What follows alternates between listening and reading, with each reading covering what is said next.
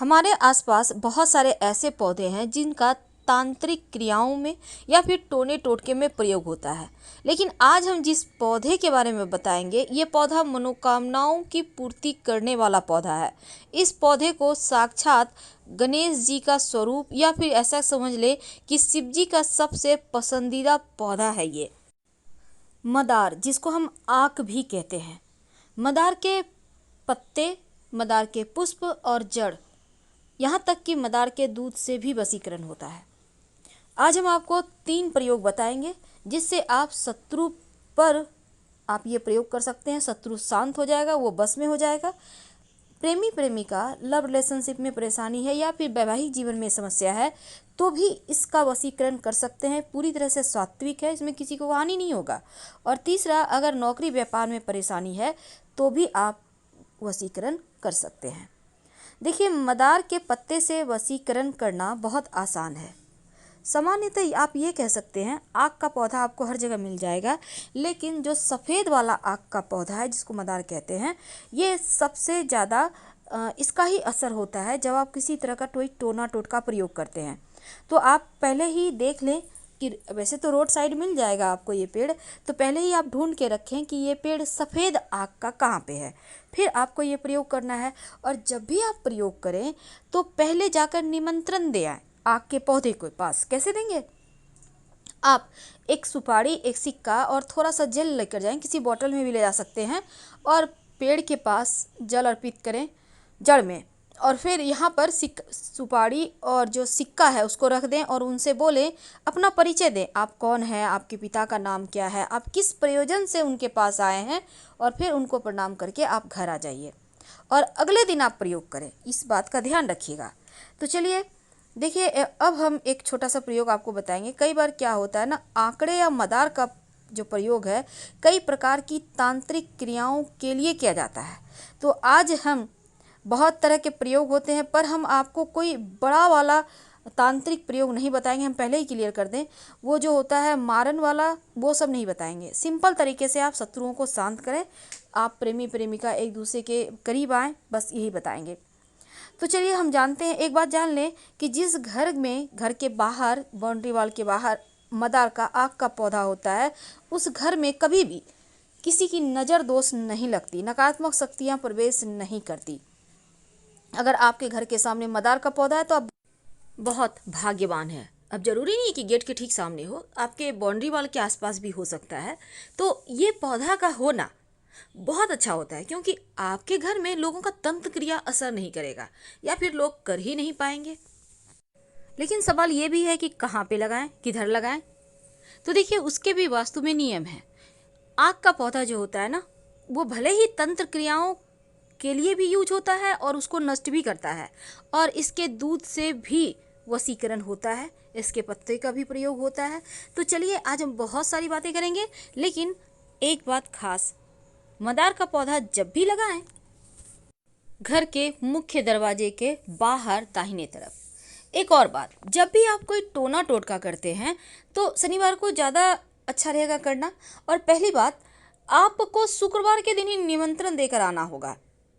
आपको एक दिन पहले निमंत्रण जरूर देना चाहिए ताकि आपकी मन्नत वो सुने, विनती सुने। अब जैसे आप किसी को बुलाने जाते हैं तो पहले से फ़ोन कर देते हैं, ठीक उसी प्रकार। तो सवाल ये है कि आप उनको निमंत्रण कैसे देंगे। देखिए, एक दिन पहले आप जाइएगा, 1 लोटा जल, एक सुपारी, एक सिक्का लेकर जल अर्पित कर दें पेड़ की जड़ में। और कभी भी कर सकते हैं, सुबह से शाम तक, जरूरी नहीं है कि भूखे रहना, आप खा पी के भी कर सकते हैं। उसके बाद सिक्का और सुपारी उनके पास रख दें, जड़ के पास, और उनसे हाथ जोड़कर प्रार्थना करें, अपना परिचय दें, आप कौन हैं, आप किनके बच्चे हैं, क्यों आए हैं, और उनसे कहिए कि के साथ। तो सबसे पहले तो आप पहले से निमंत्रण दे के रखिए मदार के पेड़ को, आक के पौधे को। अब इसके बाद आप अगले दिन जाइए और जाकर आपको मदार का सिर्फ पुष्प नहीं तोड़ना, बल्कि जो पुष्प है और उसके साथ जो पत्ते हैं, नए नए जब पुष्प निकलते हैं तो पत्ते उसके साथ बहुत अच्छे से टच किए हुए होते हैं। तो आपको, या बड़े भी खिले हुए पुष्प हैं तो कोई बात नहीं, बस ये कोशिश करना है कि पत्ते भी आपको लेकर आना है। अब इसको लाकर आप, पत्ते और पुष्प लगा हुआ ही रहे, टूटे, उसको तोड़ना नहीं है। अब लाकर हनुमान जी के मंदिर में जाइए।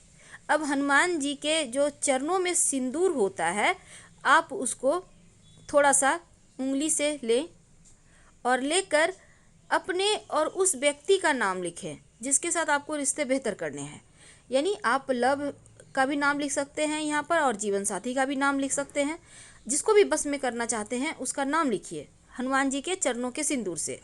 अब इसके बाद मौली धागा के द्वारा दोनों जो आपके जो पत्ते हैं ना, पुष्प को अंदर रखना है और पत्ते चारों तरफ से उसको कवर करके मौली धागा के सारे बांध दें और जो लिखिएगा वो पत्ते पर लिखना है।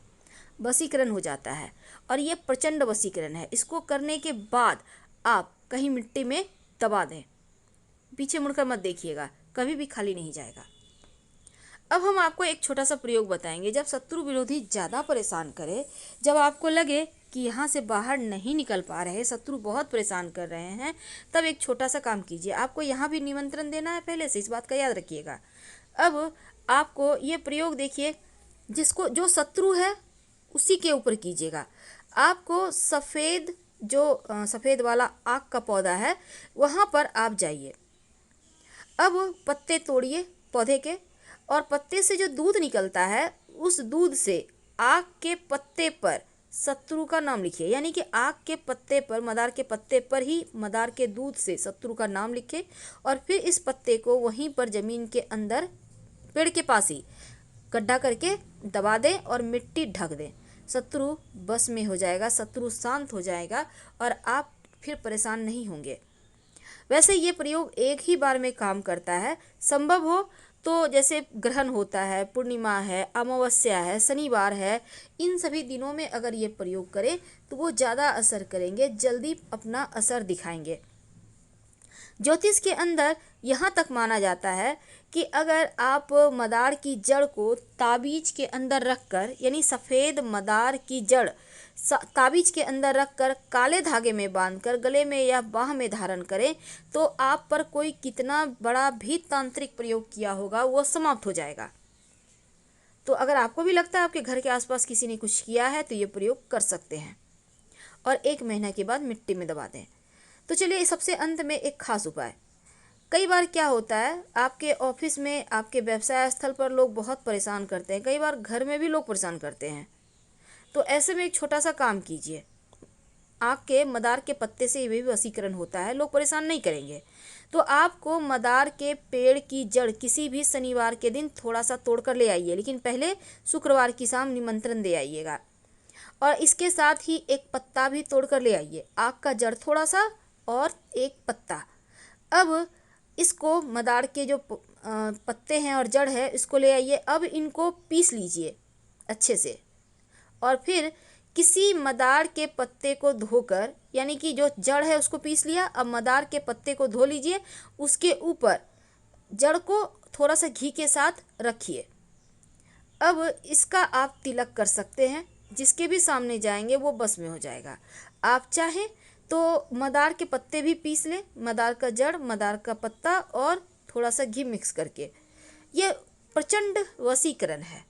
आपके नौकरी रोजगार में भी आपको समस्या नहीं आएगी, कोई भी आपके सामने टिक नहीं पाएगा और ये वशीकरण तिलक है। वैसे तो आप वशीकरण के लिए यहाँ पर आप चाहें तो लाजवंती के पौधे का जड़ भी डालकर, पीसकर डालकर आप प्रयोग कर सकते हैं, इससे भी वशीकरण होता है। तो छोटे छोटे प्रयोग हैं पर इसके असर आपको बहुत लंबे समय तक दिखेंगे। अब देखिए, सफ़ेद मदार की जड़ और पत्ते से जो वशीकरण होता है वो कभी खाली नहीं जाता। तो अगर आप एक छोटा सा प्रयोग करें, जैसे कि एक सफ़ेद का मदार का एक पत्ता तोड़ कर ले आए और पत्ते को घर के बाहर कोने में दबा, जब भी कीजिएगा बस चुप रहना है। अब ये नहीं कि बातचीत कर रहे हैं, प्रयोग कर रहे हैं, बिल्कुल ऐसा ना करें। चुपके से करना होता है टोटका, जैसे कोई टोके नहीं, बातचीत ना करें। और शत्रु वाला आप उपाय जरूर कर लीजिए। बस आक के पौधे के दूध से ही लिखना है आक के पत्ते पर और आक के पेड़ के नीचे ही मिट्टी में दबा देना है। और जितने शत्रु उतने पत्ते पर लिखिएगा, एक ही पत्ते पर सारे शत्रु का नाम मत लिखिएगा। आपको तो पता है जब 10 साल पुराना आक का पौधा हो जाता है तो उसकी जड़ में गणेश जी की आकृति बन जाती है। और ऐसा कहीं आपको मिल जाए तो जरूर घर ले आइए और विधिवत पूजा आराधना करें। आपके जीवन में धन की कमी कभी नहीं होगी। लेकिन इसी आक के पौधे की जड़ को अगर आप शिवलिंग पर अर्पित कर दें और फिर इस जड़ को जो स्त्री संतान की चाहत रखती है वो अपने कमर में सफ़ेद धागा या लाल धागा में बांध कर पहन ले तो 3 महीने के अंदर गर्भाधान होता है, संतान की प्राप्ति होती है। तो ये प्रयोग वैसे तो आप किसी भी पुष्य नक्षत्र में कर सकते हैं, नहीं तो किसी भी सोमवार को शुक्ल पक्ष की